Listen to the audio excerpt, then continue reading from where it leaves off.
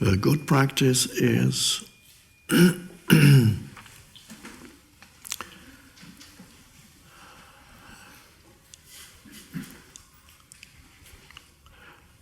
not always to feel you have to fill up the present moment with something, but actually enjoy a present moment that is not filled up with anything. By filling up, I mean external activity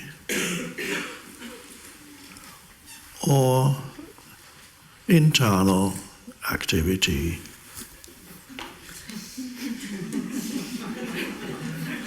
So both are kind of filling up the present moment. And on the external, as we mentioned before, of course you have all the devices that humans have invented to help you fill up the present moment, to make it easier not to have any space whatsoever. So whether it's your television or radio or cell phone or text messages or emails or Facebook or Twitter or the old-fashioned magazine that you consume, weekly magazine, gossip, or maybe a little bit more elevated. And you can, when you do it, you can sense the addictive nature of needing to fill up your inner space. It's an automatic thing. And people are actually afraid to have a moment. They're afraid of having a moment that's not filled up. Then they feel there's something very wrong. And they might interpret this as, some people even feel anxiety. I should be doing something or thinking something or something wrong. Or they may feel unbearable boredom,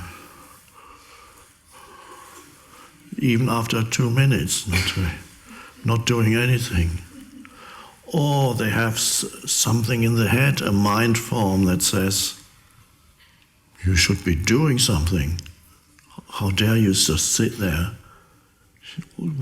There's so much to do, come on, do something. Somebody beating you up in the head. You lazy so-and-so. But you're missing out on something very precious and very vital, and that is experience the depths of life rather than the continuous horizontal extension of life. And you don't have to overdo it, just make it a habit from time to time to enjoy the spaciousness of the present moment, and everything at this moment just is the way it is. And you come to an acceptance, and then the compulsive need to fill it up with something may subside for a moment. And then there comes perhaps for some people a moment of unfamiliarity with having the space. Now then you accept that, and then it's actually, quite pleasant. This moment, occasional thoughts may come in, but they're no longer occupying your entire space. And then this is the first step of appreciating what's around you, which is a manifestation of life also. And if you're in the mind, you would call it uninteresting, everyday things are happening around me. But if you don't interpret, you might see that there's a certain aliveness and beauty in everything. So the appreciation can only come there Thankfulness is a term often used in spirituality, in New Age especially, and of course it's important. But the real thankfulness isn't through words, although a word can point you to it. You could say, thank you for this moment. And don't wait for some spectacular moment, because there are not that many that come when you say finally, thank you for this moment. Some people think something spectacular has to come along. You have to stand on the mountaintop.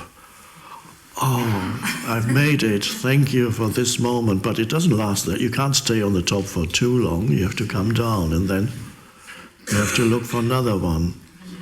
Some people look for a wedding or something like that. It's a great thing, but that doesn't last that long either.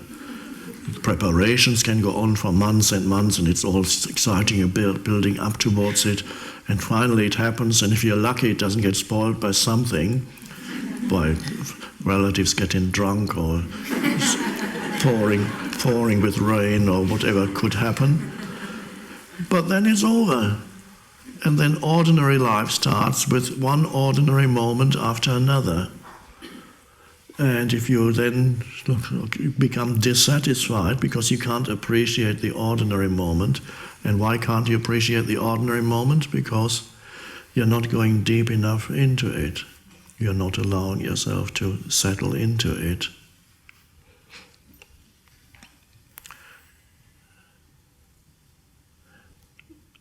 A danger when you come to the moment of settling into the present moment and you're not used to it, in order to stay there, and it doesn't matter how long, 1-2 minutes of being feeling comfortable in the now is fine, it's a good start. 1 minute, or you can start with half a minute of just If your mind comes in and says something, it's not necessarily true. It says, you can't afford to just sit here and do nothing. Well, I think anybody can afford to sit for 1 or 2 minutes and do nothing. If the mind tells you you can't, it's not true. There might be an emergency situation, that's a different matter. But I often tell people, when you get into your car, why immediately go into automatic mode? But use the opportunity when you shut the door to have 30 seconds or so. And you don't have to count the seconds, because then you're filling up the present moment again. 30 seconds or so of just spacious being. And you look out of the window, whatever you see there, feel yourself breathing, and for a moment you break the momentum of the mind that otherwise pulls you along. So you shut the door and there you go, 30 seconds. Unless there's a real emergency, 30 seconds don't really make much difference. Although if you believe the mind, you will believe that you can't afford 30 seconds. It's too much to do.